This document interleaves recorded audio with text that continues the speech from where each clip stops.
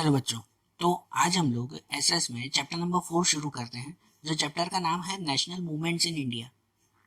देखो, हमें पता है कि हमारे इंडिया में ब्रिटिशर्स जब पहली बार यहाँ पे आए थे ना, तो वो यहाँ पर सिर्फ ट्रेडिंग करने के लिए, सिर्फ बिजनेस करने के लिए यहाँ पर आए थे।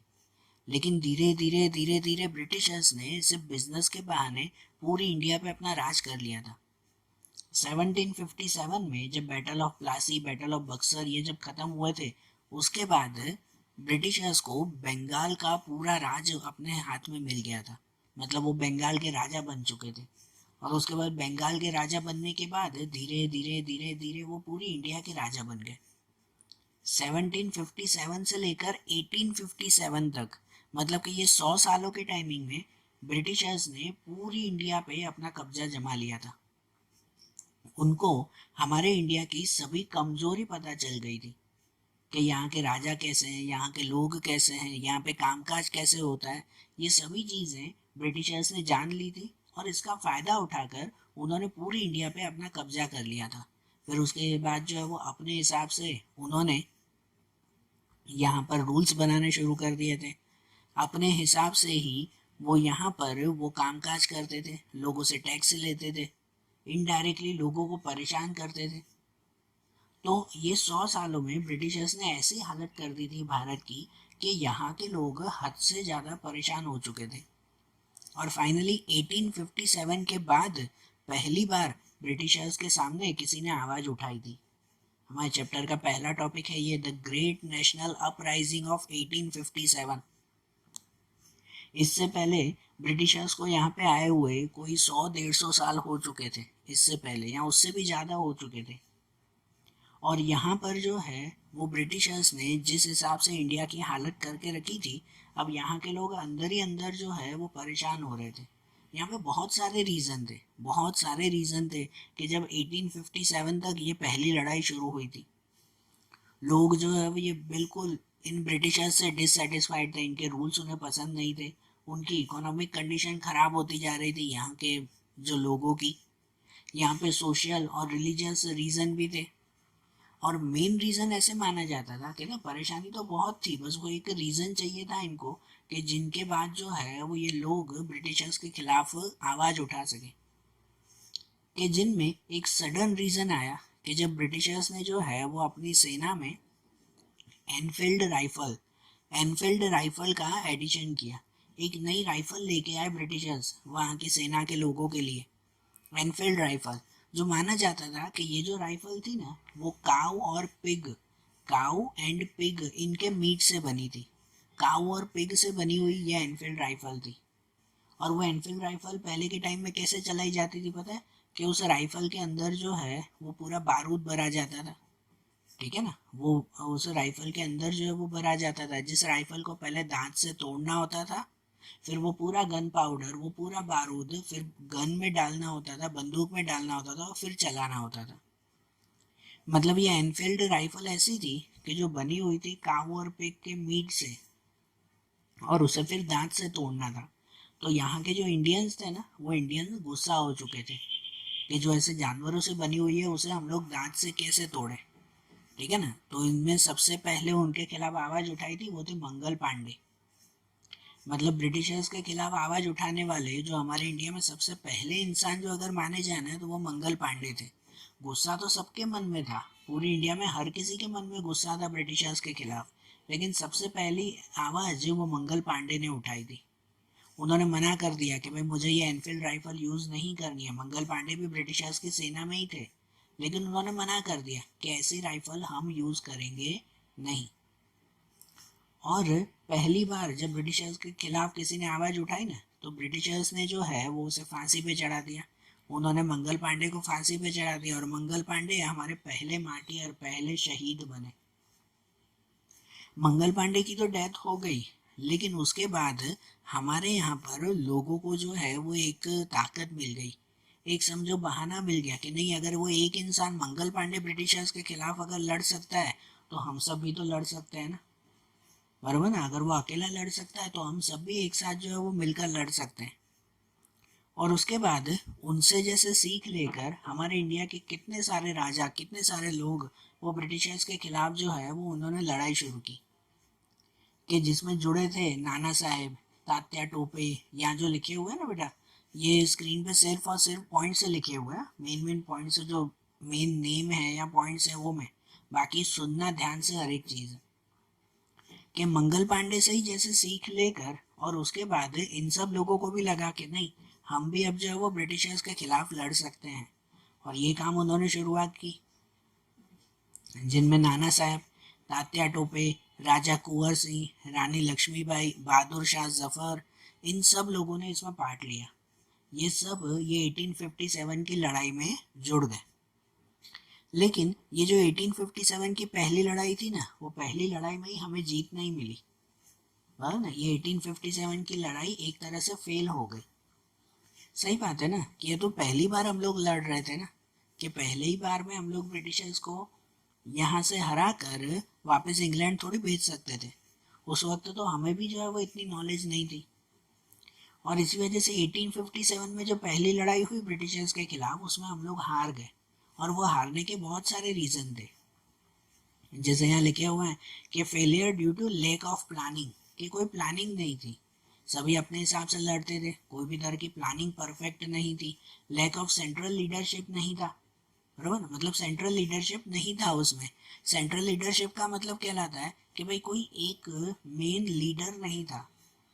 जितने भी राजा ये लड़ते थे ना, नाना साहेब, तात्या टोपे, राजा कुंवर सिंह, रानी लक्ष्मीबाई, ये सभी अपने अपने हिसाब से लड़ते थे। कोई भाई चलो सब मिलकर लड़ते हैं, वो एक यूनिटी पावर होना चाहिए, वो यूनिटी नहीं थी इनमें। इनसफिशिएंट वेपन्स, पूरे हथियार नहीं थे उस वक्त। उस वक्त ब्रिटिशर्स के पास जो है वो काफ़ी बड़े हथियार थे और इतने राजाओं के पास नहीं थे।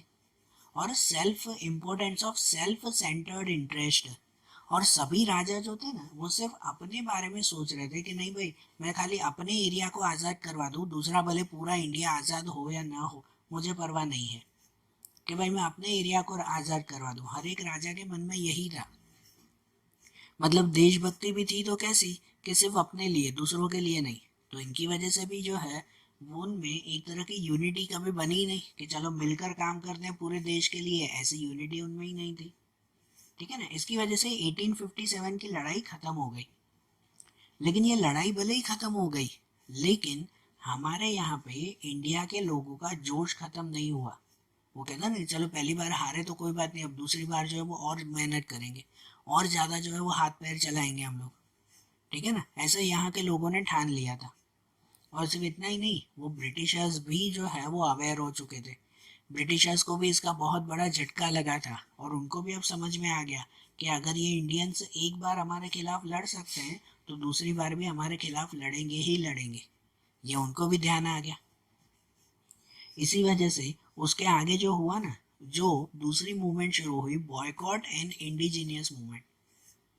1857 में जब ये लड़ाई हुई ना, तब हमारे पूरे इंडिया में हर एक पर्सन, फिर भले वो हिंदू हो, मुस्लिम हो, या कोई भी रिलीजन का हो, हर एक पर्सन साथ में मिलकर लड़ रहा था। मतलब सभी रिलीजन के लोग जुड़े हुए थे। और तब ब्रिटिशर्स को ये रियलाइज हो चुका था कि यहाँ पे लोगों में अगर यूनिटी और ज़्यादा बढ़ गई ना, तो वो हमारे लिए महंगा पड़ सकता है। ब्रिटिशर्स को यही लगा ना कि अगर इन लोगों में यूनिटी बढ़ गई तो वो हमें ही परेशान करेगी, फिर हम यहाँ पे टिक नहीं पाएंगे इंडिया में। तो ब्रिटिशर्स ने अपनी एक नई पॉलिसी बनाई, जिस पॉलिसी का नाम था डिवाइड एंड रूल। ब्रिटिशर्स की पॉलिसी डिवाइड एंड रूल, इसका मतलब कि भाई जो है वो आपस में, दो लोगों को आपस में झगड़वा कर और उसका फ़ायदा खुद उठा लो, डिवाइड एंड रूल। और इस पॉलिसी के अकॉर्डिंग वो ये चाहते थे कि भाई इंडिया में जो है वो हिंदू और मुसलमान को आपस में भड़का दिया जाए, एक दूसरे के लिए भड़का दिया जाए, और उसका फ़ायदा फिर हम लोग उठाएंगे। ठीक है ना, उन्होंने यही सोचा कि भाई जो है वो हिंदू मुस्लिम को आपस में भड़का दे एक बार, और फिर वो दोनों झगड़ते रहेंगे, हिंदू और मुस्लिम, और उसका फ़ायदा हम ब्रिटिशर्स को मिलेगा। ऐसा ब्रिटिशर ने सोचा था। और इस पॉलिसी के हिसाब से उन्होंने सबसे पहला काम किया था कि हमारे इंडिया में उस वक्त बंगाल प्रोविज़न वो सबसे बड़ा प्रोविज़न था। मतलब बंगाल जो एरिया था ना, वो सबसे बड़ा एरिया था इंडिया में, सबसे बड़ा एरिया भी और सबसे मेन भी। कितने सारे जो है वो इकोनॉमिक वर्क वहाँ होते थे बंगाल में। और उस वक्त हमारे इंडिया के जो वाइसरॉय बन के आए ना, वो थे वाइसरॉय कर्जन, लॉर्ड कर्जन। उन लॉर्ड कर्जन ने बंगाल का जो है वो डिवीजन कर दिया, बंगाल का डिवाइड कर दिया, ईस्ट बंगाल और वेस्ट बंगाल करके।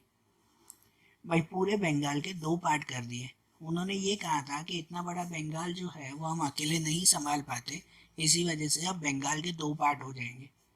बरोबर ना भाई, बहुत बड़ा स्टेट है ये। लेकिन उनके दो पार्ट करने का मेन मकसद ये था कि एक पार्ट में वो हिंदू को रखना चाहते थे, एक पार्ट में मुसलमान को, और दोनों को जो है वो एक दूसरे के लिए भड़काना चाहते थे। ब्रिटिशर्स का मेन मकसद यही था, हिंदू और मुसलमान की लड़ाई करवाना। तो इसीलिए 16 अक्टूबर 1905 ब्रिटिशर्स ने, ये लॉर्ड कर्जन ने बंगाल का डिवाइड कर दिया।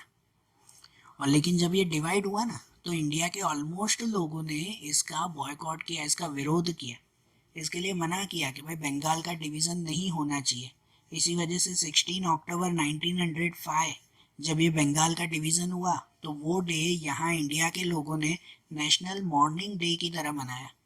मॉर्निंग, ये मॉर्निंग मतलब सुबह नहीं है, MOUR, मॉर्निंग मतलब कहलाता है सैड डे, एक खराब दिन। नेशनल मॉर्निंग डे की तरह ये मनाया, एक सैड डे की तरह इसे जो है वो ये माना गया कि ये सबसे बुरा दिन था कि भाई उस वक्त हमारे इंडिया के सबसे बड़े स्टेट बंगाल का जो है वो दो पार्ट हो गए। और इसीलिए इस डे से ही, इसी तारीख से, ये 16 अक्टूबर से ही जो है वो हमारे इंडिया में एक नई मूवमेंट उन्होंने शुरू कर दी। इंडिया के लोगों ने नई मूवमेंट शुरू कर दी, जो मूवमेंट थी boycott and indigenous movement. Boycott movement क्या, कि उन्होंने ये नक्की कर लिया कि अब से जो भी फॉरेन गुड्स है ना, उन सब का बॉयकॉट किया जाएगा। Boycotting all foreign goods. Boycotting मतलब मना कर देना कि अब से हम लोग ब्रिटिशर्स की चीज़ों का यूज़ नहीं करेंगे। अब से हम लोग सिर्फ और सिर्फ अपनी इंडिजीनियस थिंग्स, मतलब कि स्वदेशी, जो अपने देश की चीज़ बनी हुई हो उन्हीं चीज़ों का यूज़ करेंगे, दूसरे देश की चीज़ों का नहीं। मतलब ब्रिटिशर्स की चीज़ों का यूज़ हम लोग बंद कर देंगे। तो उन्होंने boycotting all foreign goods and they started स्वदेशी मूवमेंट। तो उन्होंने स्वदेशी मूवमेंट शुरू कर दी, बराबर। जिस स्वदेशी मूवमेंट में कि उन्होंने हर जगह पर रैलियां निकालना शुरू की, लोगों को समझाना शुरू कर दिया कि अब से ब्रिटिशर्स की चीज़ों का यूज़ करना बंद कर दो और अपनी चीज़ें यूज़ करो, अपने देश की चीज़ें यूज़ करो। अब जो ब्रिटिशर्स का ये मकसद था ना कि वो हिंदू और मुस्लिम को भड़काना चाहते थे, लेकिन यहाँ पर तो उल्टा यूनिटी बढ़ गई। सिर्फ बंगाली नहीं, फिर तो पूरी इंडिया में, इसके अलावा पूरे हर जगह पर जो है वो इनका ये मूवमेंट शुरू हो गया। जहाँ पे पंजाब, उत्तर प्रदेश, मध्य प्रदेश, मुंबई, मद्रास, इन सब जगह पर भी ये स्वदेशी मूवमेंट शुरू हो गया। इस मूवमेंट में जनरली लोग तीन तरह की चीज़ें करते थे। पहले करते थे कि स्वदेशी चीज़ें अपनाना, भाई अपने ही देश की चीज़ें अपनाना, ब्रिटिशर्स का नहीं। जो ब्रिटिशर्स की जो फॉरेन गुड्स है उसे बॉयकॉट करना। इसके लिए उन्होंने जो है वो हर जगह पर रास्तों पे जाकर जो है जो भी विदेशी कपड़े थे, जो दूसरे देश के ब्रिटिशर्स के जो भी कपड़े वहाँ पर मिलते थे, जो भी सामान मिलता था, उनका बीच रास्ते पर जो है वो उसे जला देते थे कि अब से इन चीज़ों का यूज़ नहीं करेंगे, अब से हम लोग अपने ही देश की चीज़ों का यूज़ करेंगे।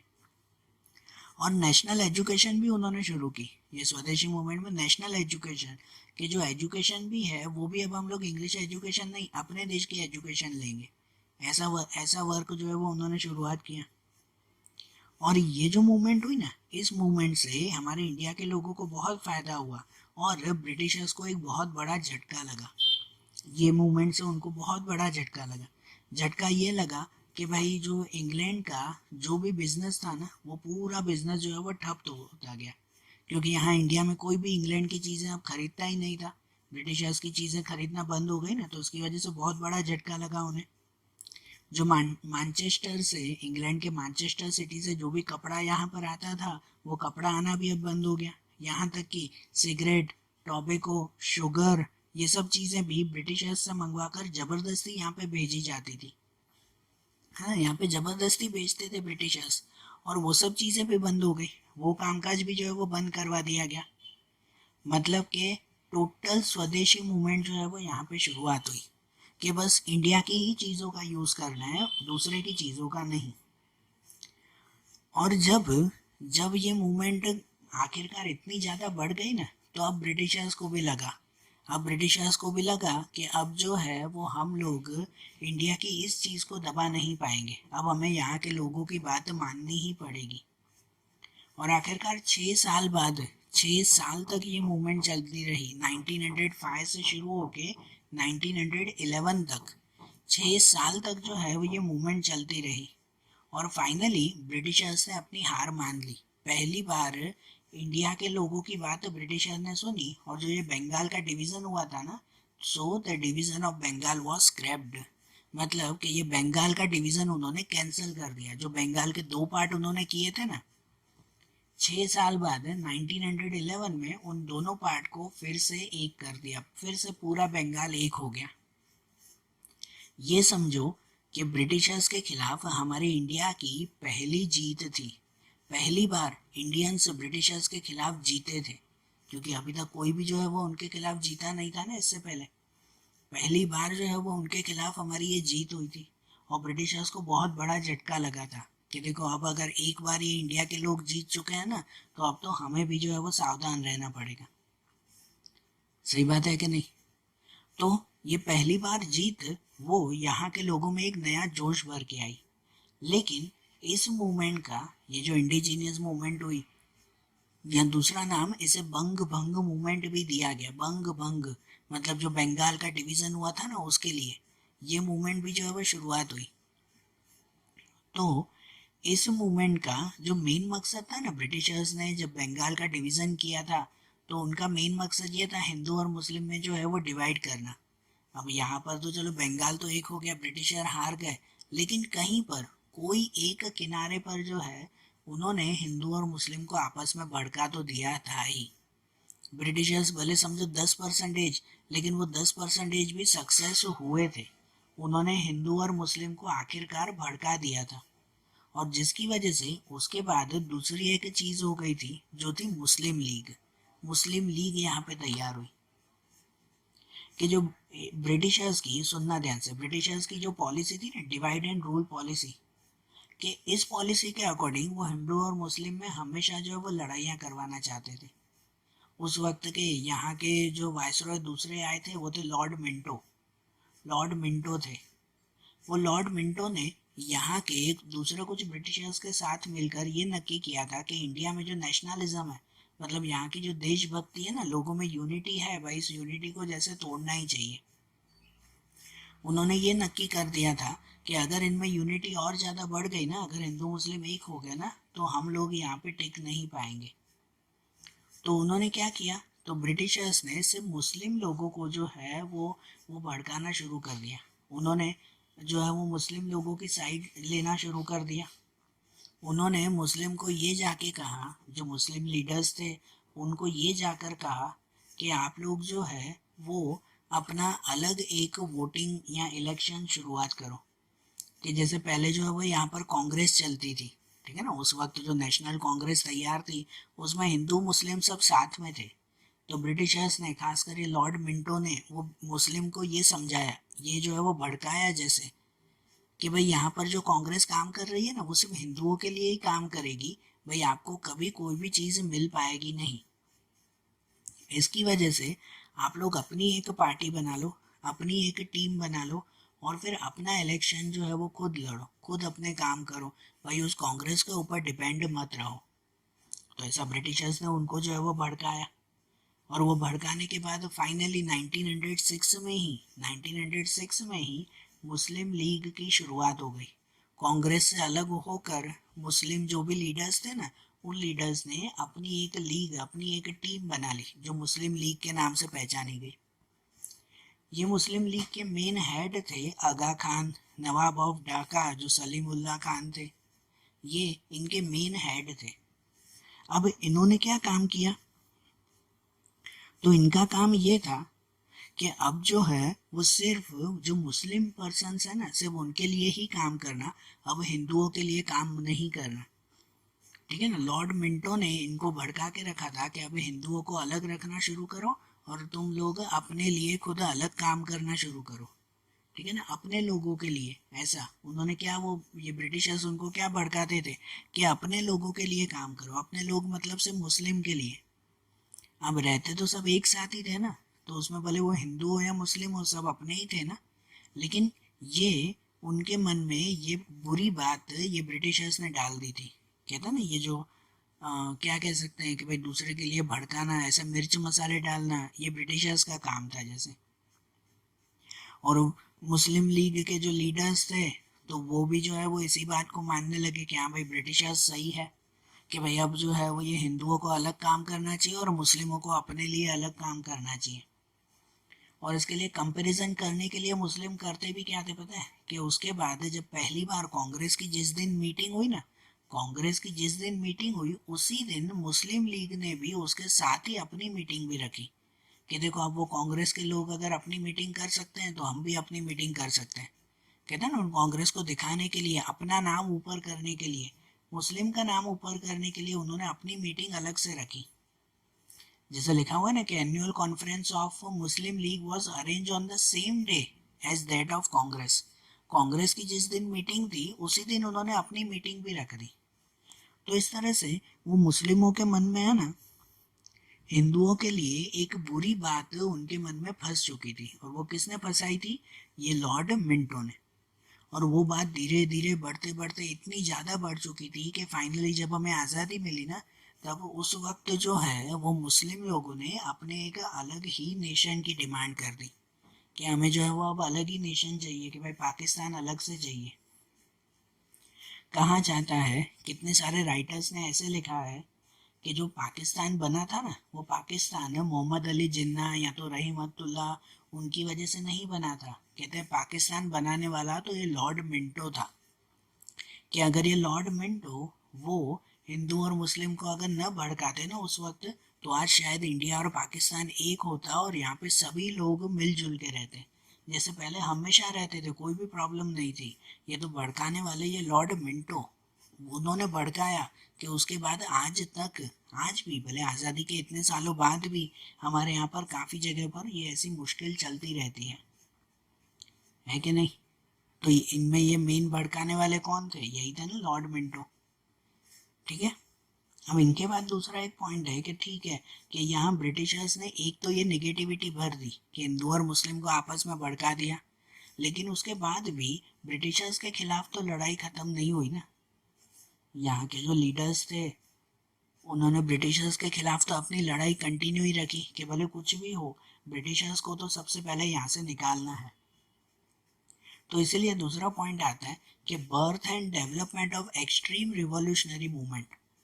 कि अब एक्सट्रीम रिवॉल्यूशनरी मूवमेंट मतलब कि अब कोई छोटी मोटी मूवमेंट नहीं करनी है, अब एकदम बड़ी मूवमेंट करके फाइनली इनको यहाँ से निकालेंगे ही निकालेंगे, कुछ भी हो जाए अब इनको यहाँ से निकालना है।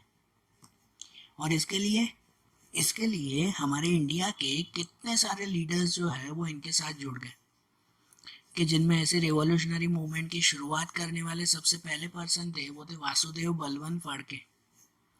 वासुदेव बलवंत फड़के ये सबसे पहले पर्सन थे कि जिन्होंने ब्रिटिशर्स के खिलाफ रिवॉल्यूशनरी मूवमेंट शुरू की थी। इसके बाद इसके बाद दूसरे भी इनके साथ जो है वो लोग जुड़े, जिनमें दामोदर छापेकर और बालकृष्ण छापेकर, जिन्हें जो है वो छापेकर ब्रदर्स कहा जाता था। फिर वीर सावरकर, और इनके अलावा बारिंद्र नाथ घोष, खुदीराम बोस, प्रफुल्ल चाकी, राम प्रसाद बिस्मिल, अशफाक उल्ला खान, चंद्रशेखर आज़ाद, वीर भगत सिंह, शिवराम राजगुरु, सुखदेव, बटुकेश्वर दत्त, रोशन सिंह, और ऐसे कितने सारे जो है वो यहाँ पर रिवॉल्यूशनरी थे कि जिन्होंने ब्रिटिशर्स के खिलाफ अपनी लड़ाई कंटिन्यू की। और ये सब कौन थे पता है? तो ये सब यंग पीपल थे। तो इसी वजह से इनमें एक अलग ही जोश था, कोई ओल्ड एज के नहीं, कोई ये बच्चे नहीं थे, यंग पीपल थे। तो उनमें जो जोश था ना, कि ये देखकर आप समझो ब्रिटिशर्स की भी नींद उड़ गई थी। अब ब्रिटिशर्स को भी रियलाइज होने लगा कि अब इंडिया के लोग जो है वो सही तरह से उठ चुके हैं, अब ये लोग जो है वो शांति से बैठेंगे नहीं। इनके बाद जो है ब्रिटिशर्स के खिलाफ लड़ने वालों के हमारे इंडिया में दो पार्ट हो चुके थे, वो दो ग्रुप बन चुके थे, जहाल और मवाल। ठीक है। जहाल मतलब कहलाते हैं रेडिकल्स। रेडिकल्स मतलब वो कहलाए कि जो ब्रिटिशर्स के खिलाफ वायोलेंस से, कहते हैं ना, एकदम वायोलेंस, एकदम एक्टिव वे में उनके खिलाफ लड़ते थे। और दूसरे थे मवालवादी, या मवाल कहते थे उन्हें, जो कहलाते थे मॉडरेट्स। मॉडरेट्स मतलब वो कि जो आराम से नॉन वायोलेंस से, जैसे गांधी जी कहते थे ना नॉन वायोलेंस से लड़ना, तो वैसे वो लड़ते थे। मतलब इंडिया में ब्रिटिशर्स के खिलाफ लड़ने वालों के ये दो पार्ट हो चुके थे। एक जैसे जो है वो ये रेडिकल्स मतलब के वायोलेंस से लड़ने वाले, और दूसरे मॉडरेट्स मतलब नॉन वायोलेंस से लड़ने वाले, कि जिनमें लीडर्स तो बहुत सारे थे जो आगे हमने सबके नाम पढ़े, लेकिन उनमें इन रेडिकल्स में से, रेडिकल्स की बात कर रहे हैं, उनमें से ये तीन लोगों की एक टीम थी। जो तीन लोगों की टीम थी वो थी लाल, बाल और पाल। लाल, बाल, पाल की ये टीम, ये ट्रायो, मतलब कि इनकी तीन लोगों की ये टुकड़ी, वो बहुत ही एक्टिव वे में ब्रिटिशर्स के खिलाफ लड़ते थे। कि जिनमें ये तीनों थे वो थे लाला लाजपत राय, बाल गंगाधर तिलक और बिपिन चंद्र पाल। ठीक है ना, लाला लाजपत राय, बाल गंगाधर तिलक और बिपिन चंद्र पाल, ये लाल, बाल और पाल, इन तीनों की टीम वो ब्रिटिशर्स के खिलाफ बहुत ही एक्टिवली लड़ते थे। कि जिनमें बाल गंगाधर तिलक ने तो पता है ना कि भाई अपना एक नारा भी लगाया था कि स्वराज्य is my birth right and I will surely attain it. कि भाई स्वराज्य वो हमारा जन्म सिद्ध अधिकार है और हम उसे लेकर ही रहेंगे। तो ऐसे कितने सारे लोगों के लिए ये एक मंत्र बन चुका था कि नहीं, आज़ादी हमारा हक है और हमें लेकर ही रहना चाहिए। कि फिर यहाँ के जो यंग पीपल थे, ये सभी यंग पीपल थे, एकदम यंग, जो इनके खिलाफ लड़ते थे। और यहाँ के यंग पीपल ने जो है वो ब्रिटिशर्स के खिलाफ लड़ने की एक तरह की कसम खा ली थी कि अब तो भले ही जो है वो हंसते हंसते मर भी जाना पड़े ना, तो मरने के लिए भी तैयार हैं, लेकिन ब्रिटिशर्स के खिलाफ जरूर लड़ेंगे। वो अपनी जान देने के लिए भी तैयार थे और उन ब्रिटिशर्स की जान लेने के लिए भी तैयार थे। और ऐसी ऐसी ये लड़ाइयाँ पूरे भारत में हर जगह पर चल रही थी, जिनमें महाराष्ट्र, बंगाल, पंजाब, बिहार, उड़ीसा, गुजरात, राजस्थान, मद्रास, उत्तर प्रदेश, या फिर जो है वो मिड इंडिया, हर जगह पर जो है वो ये मूवमेंट चलती थी। इसके लिए हर एक ने अपनी अपनी एक टीम बना के रखी थी। हर जगह पर छोटी छोटी टीम बनी हुई थी जो ब्रिटिशर्स के खिलाफ लड़ती थी। जैसे यहाँ टीम के कुछ नाम लिखे हुए हैं, जिसमें मित्र मेला सोसाइटी, अभिनव भारत समाज और अनुशीलन समिति, फिर अंजामन ए मुहिलन वतन, फिर इंडियन पेट्रोइट्स एसोसिएशन। तो ये सब जो है वो अलग अलग टीम थी इन इंडियंस की, जो ब्रिटिशर्स के खिलाफ लड़ते थे। इसके अलावा दूसरी जगह पर जो है वो ये इंडियंस वो अलग अलग न्यूज़पेपर तैयार करते थे, कि जिसमें न्यूज़पेपर के थ्रू जो है वो लोगों तक वो अपनी बात पहुंचा सके। कि जिनमें इंडिया के फेमस न्यूज़पेपर उस वक्त थे जो इंडियंस चलाते थे, ब्रिटिशर्स के नहीं, जो इंडियंस चलाते थे लोकल लैंग्वेज में, वो न्यूज़पेपर थे युगांतर, नवशक्ति, वंदे मातरम, केसरी, मराठा। ये सब न्यूज़पेपर के नेम हैं। ये न्यूज़पेपर वो यहाँ के लोगों ने शुरुआत किए थे। और कितने सारे जो है वो ये दूसरे एक्टिविटीज़ यहाँ पर हुई थी, जैसे कि हावड़ा मैस्कर, ढाका मैस्कर, मतलब ये हावड़ा कांड, ढाका कांड हुआ था। मतलब यहाँ पर ब्रिटिशर्स के खिलाफ काफ़ी बड़ी लड़ाई हुई थी। यहाँ तक कि लॉर्ड हार्डिंज और वाइसरॉय मिंटो, लॉर्ड मिंटो, इनको मारने के लिए भी कोशिश की गई थी। Attempt to kill Lord Hardinge and viceroy Minto, उनको मारने की भी कोशिश की थी। यहाँ के जो इंडियंस, ये जो रिवॉल्यूशनरीज थे, वो लोग ब्रिटिशर्स को मारने के लिए भी तैयार थे। और ब्रिटिशर्स को परेशान करने के लिए, उनको दिखाने के लिए कि देखो हम लोग भी शांत नहीं बैठेंगे, इंडियंस ने दूसरी भी बहुत सारी चीज़ें की, जिसमें काकोरी लूट केस, काकोरी की तरफ जाने वाली ब्रिटिशर्स की पूरी ट्रेन वो यहाँ के लोगों ने लूटी थी। इंडिया के रिवॉल्यूशनरी लोगों ने, ये चंद्रशेखर आज़ाद और इन सब ने मिलकर पूरी काकोरी ट्रेन लूटी थी। ये ट्रेन में जो है वो कितने सारे पैसे थे ब्रिटिशर्स के और कितने सारे हथियार थे, वो सब जो है वो लूटे थे। मतलब उनके ही हथियार लूट कर उनसे और उन्हीं के ही खिलाफ वो यूज़ करते थे। लाहौर में कितनी बड़ी लड़ाई हुई थी इनके लिए। इनके अलावा सेंट्रल पार्लियामेंट में भगत सिंह ने जो है वो बीच पार्लियामेंट में, बीच अदालत में जो है वो बम फेंका था, dropping bomb on central parliament. बीच अदालत में उन्होंने बम फेंका था। क्यों फेंका था? कि भाई वहाँ के ब्रिटिशर्स को बताने के लिए, और इसके लिए तो भगत सिंह को फांसी भी लगी थी ना। तो भले जो है वो मरना ही क्यों ना पड़े, भले ही अपनी जान भी क्यों न देनी पड़े, यहाँ के लोग अब रोक रहे नहीं थे। इंडियंस वो इनके खिलाफ वो बहुत ही स्ट्रांगली अब लड़ाई कर रहे थे। फिर इनके बाद हमारे गुजरात की अगर बात करें, fierce revolutionary movement in Gujarat. Gujarat में अगर इनकी बात की जाए ना, तो गुजरात में दो बड़े लीडर थे। ऐसे तो बहुत सारे लीडर थे, लेकिन यहाँ पे इन दो की इंफॉर्मेशन दी गई है कि जिनमें गुजरात में सबसे पहले काम शुरू करने वाले वो थे श्री अरबिंदो घोष और बरिंद्र नाथ कुमार घोष।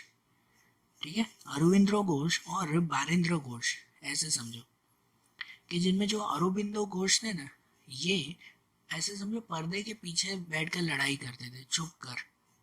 और ये जो बरिंद्र कुमार घोष थे वो बाहर रहकर सबके सामने आकर वो लड़ाई करते थे। अरबिंदो घोष पर्दे के पीछे छुपकर मतलब क्या, कि वो प्लानिंग करते थे, ये करना है वो करना है, और उसको रियल में इम्प्लीमेंटेशन करने का काम उनके भाई वो बरिंद्र कुमार घोष का था। कि जिनमें बरिंद्र कुमार जब गुजरात में आए ना, तो वो गुजरात के साउथर्न पार्ट में वो यहाँ पर आए और यहाँ पे उन्होंने बहुत काम किए। भाई यहाँ पर आकर वो सबसे पहले इन दो लोगों से मिले, श्री छोटू भाई एंड श्री अम्बू भाई पुरानी। ये दोनों भाई थे, छोटू भाई पुरानी और अम्बू भाई पुरानी। ये बरिंद्र कुमार घोष वो सबसे पहले साउथ गुजरात में आकर इनसे मिले। फिर वहां पर नर्मदा के किनारे उनकी मुलाकात स्वामी से हुई, एक साकरिया स्वामी से मुलाकात हुई। उनके थ्रू वो यहाँ की झांसी की रानी से मिले। और इन सबका सपोर्ट लेकर ये बरिंद्र कुमार घोष ने यहाँ गुजरात में बहुत सारे वर्क किए इनके सपोर्ट से। उन्होंने हमारे गुजरात में वडोदरा, चरोतर, अहमदाबाद, महसाणा, इन सभी जगहों पर लोगों में एक नया जोश भरा। यहाँ के लोगों को समझाया कि आप लोग भी ऐसी लड़ाई में जुड़ो और ब्रिटिशर्स के खिलाफ जो है वो आप लोग भी आगे आओ। इसके लिए तो जैसे हमने आगे जो पॉइंट में पढ़ा था ना, कि भाई ब्रिटिशर्स में जो लॉर्ड मिंटो थे उनके ऊपर बम भी फेंका गया था उनको मारने के लिए। तो वो बम फेंकने वाले और कोई नहीं, ये बरिंद्र कुमार घोष ही थे, कि जिन्होंने लॉर्ड मिंटो को भी मारने की कोशिश की थी। अहमदाबाद में रायपुर दरवाजा के बाहर ये वायसरॉय मिंटो को जो है, जब वो बग्गी में जा रहे थे, अपनी गाड़ी में जा रहे थे वायसरॉय मिंटो, तब उनके ऊपर जो है वो बम फेंका गया था। ये मतलब बम फेंकना कोई छोटी बात थोड़ी थी, ये काम इन्होंने किया था। और इनके इनके अलावा जो इनके भाई थे ना, श्री अरबिंदो घोष, ये बरिंद्र कुमार घोष के भाई, जो अरबिंदो घोष हमेशा छुपकर लड़ाई करते थे। तो छुपकर मतलब कैसे, कि वो प्लानिंग करते थे ना। क्या प्लानिंग करते थे पता है, कि अरबिंदो घोष अलग अलग बुक लिखते थे। वो जो है वो काफी सारी किताबें लिखते थे, जिन किताबों में डायरेक्टली या इनडायरेक्टली यहाँ के लोगों को एक मैसेज होता था कि भाई आप लोग जो है वो ब्रिटिशर्स के खिलाफ लड़ाई करना शुरू करो। और इनकी प्लानिंग कैसी थी पता है, इन्होंने बहुत सारी बुक लिखी, कि जैसे यहाँ देखो कि कुछ बुक के नेम लिखे हो, कि जिसमें बुक में भवानी मंदिर, देशी वनस्पति दवाओ, नावाना साबु बनावવાની રીત, कसरत, गुलाबनो किस्सो, कायदानो संग्रह। तो ऐसी लोकल लैंग्वेज में, गुजराती में उन्होंने बहुत सारी बुक लिखी। और क्या करते थे पता है, ये बुक में कोई दूसरी चीज़ें नहीं, इस बुक में यहाँ के लोगों के लिए अलग अलग इन्फॉर्मेशन होती थी। कि जैसे इसमें होता है ना, ये नहावाना साबु बनावવાની રીત, मतलब कि भाई नहाने का साबुन बनाने की मेथड। तो वो बुक कोई साबुन बनाने के ऊपर नहीं, ये बुक तो लिखी गई होती थी कि भाई बम कैसे बनाना है, इसीलिए ये बुक लिखी जाती थी। कि जिसमें कसरत में, तो कसरत नाम की बुक लिखते हैं, तो उसमें फिजिकली जो है वो हमें कैसे लड़ना है, ब्रिटिशर्स के खिलाफ कैसे लड़ना है, उसकी प्लानिंग होती थी। उसकी प्रैक्टिस कैसे करें वो लिखा जाता था। मतलब कि बुक का टाइटल नाम कुछ अलग होता, लेकिन बुक के अंदर इंफॉर्मेशन कुछ अलग होती। और वो गुजराती में लिखते, कि जिससे ब्रिटिशर्स को कुछ पता ही ना चले। ठीक है ना, ब्रिटिशर्स को तो पढ़ना ही नहीं आता था गुजराती और ऐसे लोकल लैंग्वेज। तो ऐसे यहाँ के लोगों को इनडायरेक्टली समझाने का काम ये करते थे अरबिंदो घोष। उन्होंने यहाँ पर एक गंगनाथ विद्यालय भी शुरू किया, एक स्कूल जैसा शुरू किया यहाँ के चाणोद करनाली में। और इस स्कूल में पढ़ाना नहीं, लेकिन यहाँ के लोगों को ट्रेनिंग देने का काम होता था, कि ब्रिटिशर्स के खिलाफ आखिरकार लड़ना कैसे है। ये ट्रेनिंग देने का काम यहाँ के स्कूल में, ये गंगनाथ विद्यालय में किया जाता। तो हमारे गुजरात में भी इन दो लोगों ने, श्री अरबिंदो घोष और बरेंद्र कुमार घोष, इन दोनों ने ही काफ़ी लड़ाइयाँ की थी, बरोबर। तो देखो आज जैसे हमने इनके बारे में जाना ना, ये जैसे हमने लड़ाई देखी ब्रिटिशर्स के खिलाफ कौन कौन कैसे कैसे लड़ाई कर रहा था, अब ऐसे ही इनकी आगे की इंफॉर्मेशन कि आखिरकार ब्रिटिशर्स के खिलाफ किसने किसने और लड़ाइयाँ की है, उसके बारे में अब हम लोग अगले वीडियोस में देखेंगे। Okay, thank you.